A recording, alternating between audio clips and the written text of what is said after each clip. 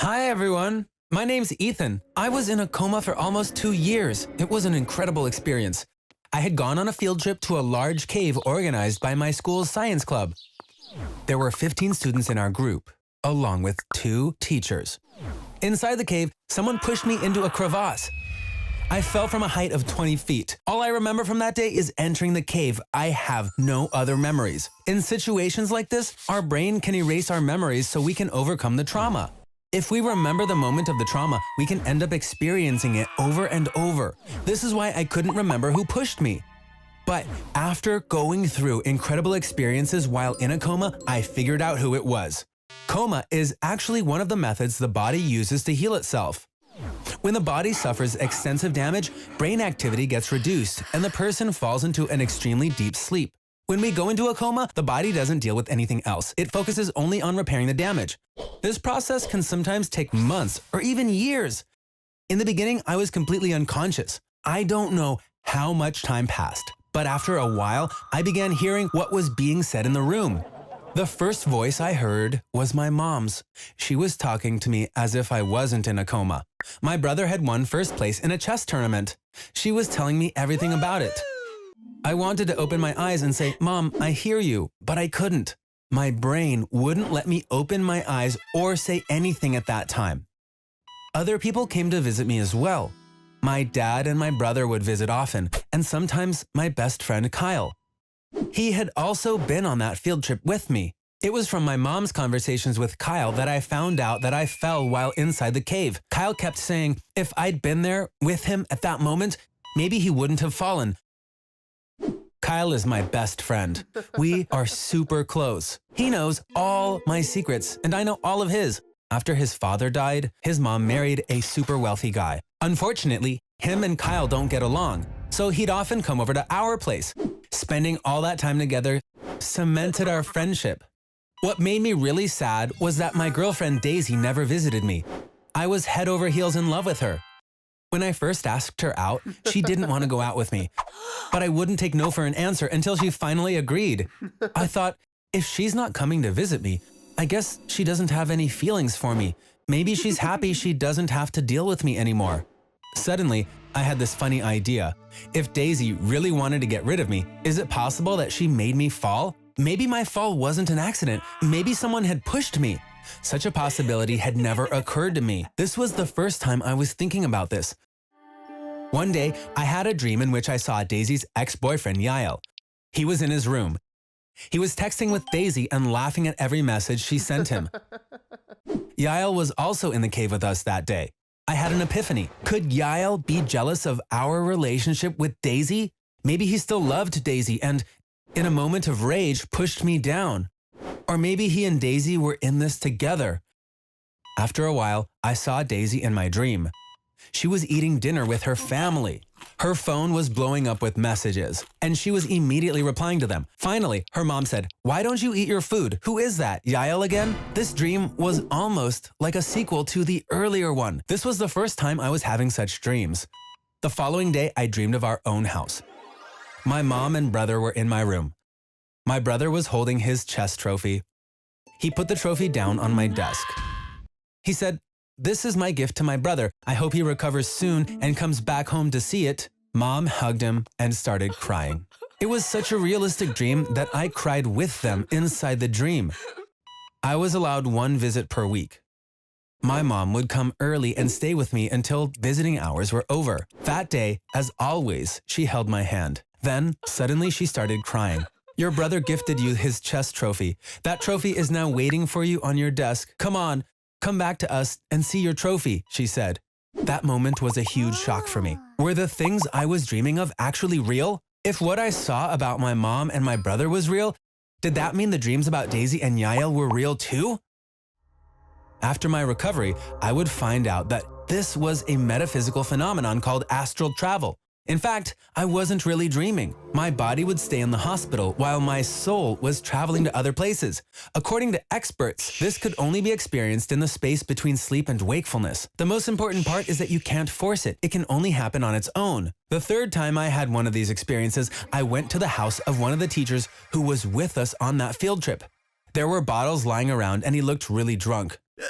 The teacher kept saying, "It was my fault. It was my fault," and crying inconsolably. Now I knew these weren't just dreams. When I woke up, I thought, he's clearly feeling guilty. I wonder if my fall was really his fault. The plot was getting thicker. Was my fall an accident? Or had someone pushed me? And if so, who was it? A few days later, I had another dream. This time, it was about my friend Kyle. He was in his stepfather's office. The stepfather was yelling, "You idiot! You couldn't even pull off something so simple." Kyle got angry and told him, "You know I did my best. What else could I have done?" When his stepfather said, "Don't you raise your voice or you will never see your mom or your sister again," Kyle just lowered his eyes.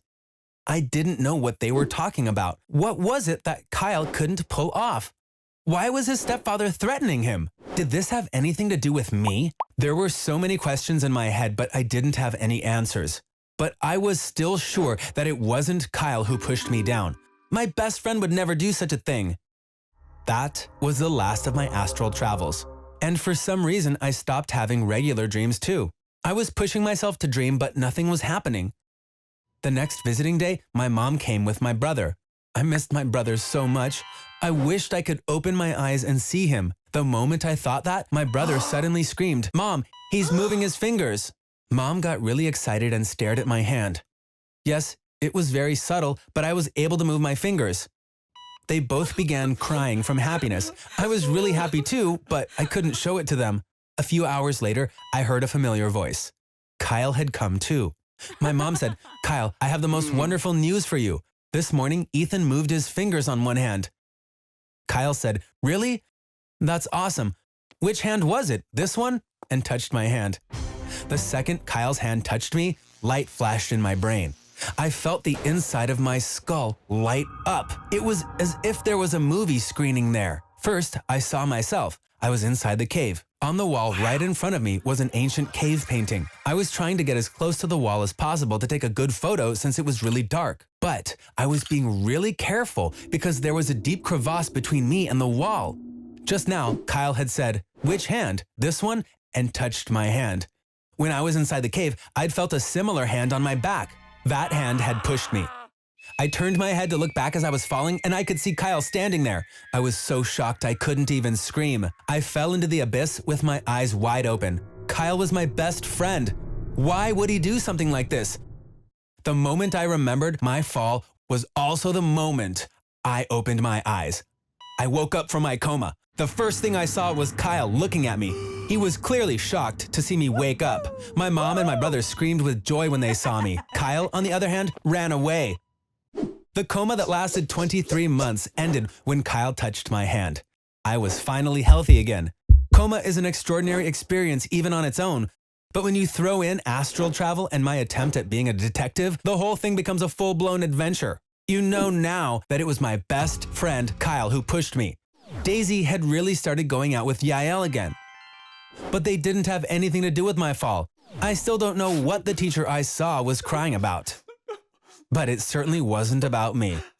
It probably had something to do with his personal life. But let's talk about Kyle. Why would someone whom I call my best friend do this to me? Let me explain everything.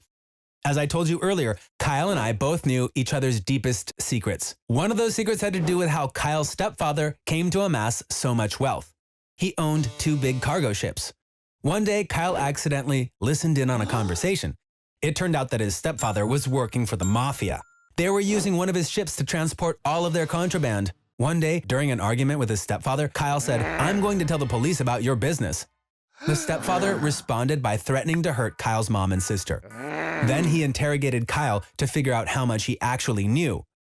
When he found out that Kyle had some crucial information, he asked, "Did you tell anyone else about this?" Kyle ended up giving my name. So his stepfather told him, "You have to make your friend disappear. If you don't, you won't see your mom or your sister ever again." Now you know that Kyle followed that order the first chance he got. I was in a coma for 2 years, but I still think I was lucky, because Kyle's real intention was worse than putting me in a coma. The police arrested Kyle, and then based on what he told them, his stepfather. Now they are both in jail. I'm sad about losing my best friend, but of course, I think he deserved what he got. If you liked my story, Please don't forget to like the video. Thanks for listening. See you. Hey everyone, I'm Otis. I became a millionaire when I was still in high school, and I made all that money myself. I made a decision. I worked really hard and was able to reach my goal. But ultimately, I ended up losing all the money I made. It all happened within a year and a half. How did I manage to get rich so quickly and then lose it all just as fast? You'll find out when you hear my story. My dad died when I was little. He had worked at a paint factory for years.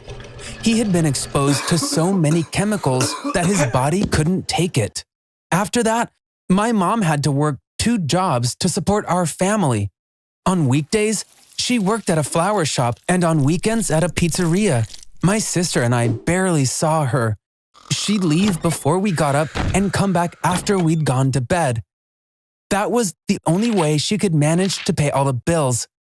One morning, we woke up and Mom was home. She had a fever and a bad cough. She stayed in bed for 3 weeks. We realized during that time that if Mom couldn't work, we'd literally go hungry. We didn't have any savings for situations like these. The fridge was empty within a week, and the pantry within 2 weeks. By the 3rd week, there was nothing left to eat. My mom still wasn't feeling great, but she had to go back to work. That's when I started thinking about money. At first, it wasn't about getting rich or anything. I wondered how I could help my mom so that at least she wouldn't have to work on weekends. If you come from a poor family, you often grow up to be poor too. My grandparents had problems with money all their lives. Sadly, poverty is passed down through generations. It's not easy to break that cycle, but I was determined to do it. I got a piece of paper and wrote, "How can I make money?" I searched the internet for hours. I wrote down everything I found. Then I began to try the ideas that made sense to me. The first thing I decided to try was pretty ridiculous. I was going to pick up money that people dropped. Initially, this seemed like a great idea because I was going to go to places where people were likely to drop their money, like vending machines. Let's say you drop a coin while you're putting money into a vending machine. What do? You casually look at the floor. If you don't see the coin right away, you reach in your pocket for another one. So I started going around to vending machines after school to see if I could find any loose change. The other place I thought I could find money was restaurant drive-thrus. You have to reach your hand out of the car window to make a payment and get change. If some change drops to the floor, few people would get out of their car to pick it up. So in addition to vending machines, I also went to drive-thrus to look for money. Did I find any? Yes, but very little. It would take me 100 years to make some decent money like this, so I decided to give up on this strategy after a week. It was a bad idea to depend on finding change on the floor. I also crossed out winning the lottery, finding oil in the backyard, and suddenly inheriting money from an unknown relative from my list of potential options.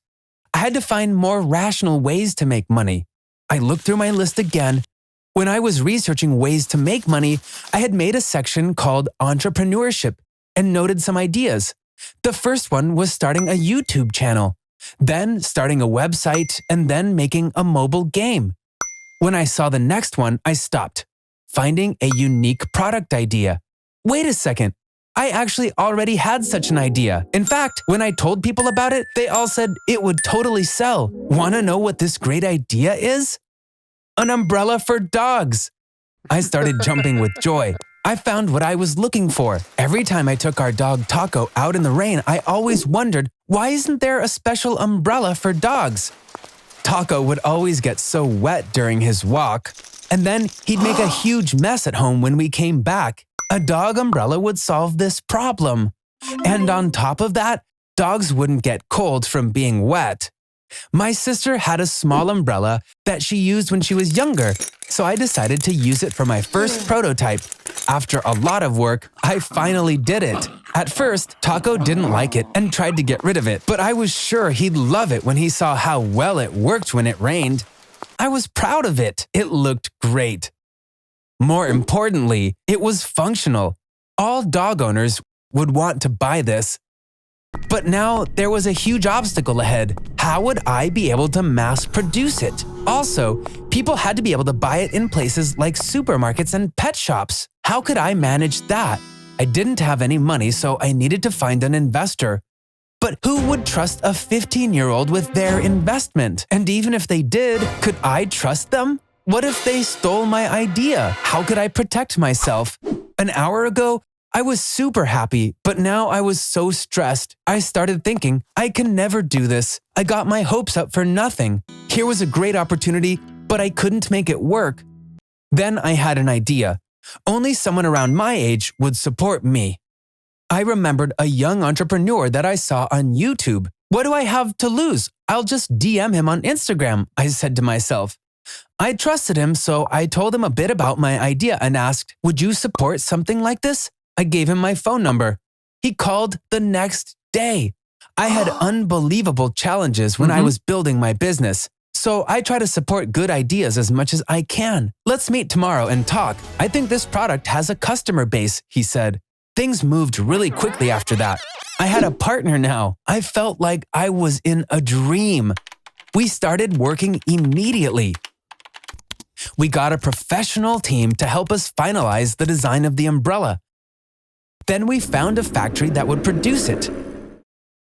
We started advertising on social media when we got the first umbrellas. They received a lot more attention than we anticipated. Almost every dog that was out in the rain now had one of our umbrellas. I was so proud of myself, and just as I had dreamed, I was making a lot of money. I wanted to buy a house in the best neighborhood and move there with my family. I looked at houses with a real estate agent. I found a really beautiful one. I wanted to show it to my mom before buying it, but my mom said she didn't want to move. I can't change my life so quickly. Plus, we lived here with your dad for many years. I don't want to leave our memories behind, she said. I was so surprised. I insisted, but she wouldn't change her mind. If you want, you can live in that house. It's your right. Your sister can come and stay with you from time to time. But I have a condition. Don't drop out of school. I want you to at least graduate high school, she said. I went to the office the next day. I told my partner I was going to buy a house. He said, don't do it. He had just partnered with a new venture that was trading cryptocurrencies. Rent the house instead of buying it. You should invest that money in Bitcoin. You'll make enough money to buy 3 houses next year, he said. I trusted him, so I followed his advice. I wanted to support his new firm anyways. So I invested all my money in cryptocurrency, or Bitcoin to be precise. Our umbrellas were selling like hotcakes. I still couldn't believe how quickly my dreams had come true. But I didn't handle getting rich so quickly very well. I was still just a kid. I spent so much money on stuff I didn't need. For example, once I saw an Iron Man costume online that was the same as the one used in the movie. I didn't even look at the price and just bought it. Now I realize that costume cost as much as a luxury car. By the way, I did have 3 amazing sports cars, but I was too young to have a license, so I couldn't even drive them. That was another weird thing that I did. 3 or 4 months went by. One day, my partner called me in for a meeting. He said our sales were falling very quickly. The dog umbrella was easy to imitate, so we had a lot of competition now. Business was great when ours was the only one on the market, but not anymore. If we didn't do something, we'd go bankrupt. We immediately came up with new product ideas. For example, we made a raincoat for dogs, but it didn't sell. I really thought it would. We had thousands of raincoats that we couldn't sell, so we lost a lot of money. Around the same time that the umbrella sales plummeted, the worst thing happened. Bitcoin, which I had invested all my money in, lost a lot of value overnight. My partner said, "Don't worry, it'll go back up again." But it didn't. I lost all my money. I couldn't even pay my rent. I sold the cars and whatever I had in the house. That money lasted only 3 to 4 months. Normally, that money should have lasted me 3 or 4 years, but I had gotten used to spending a lot and couldn't stop even when I didn't have the same income anymore. When I ran out of money, I moved back to my mom's house. I only had the Iron Man costume with me because I couldn't find anyone to buy it. My mom said, "Welcome home," and hugged me. I'd been sending her money every month. It turned out that she saved it all because she kept on working. "This money is for college for you and your sister. You proved yourself once. When you finish school, I'm sure you'll be successful again. In fact, you'll be even more successful because you'll have learned from your mistakes," she said, making me feel better. You might find it weird, but I wasn't so sad after losing all my money. Now I understand why. My life had changed so quickly. When I was rich, it all felt like a dream.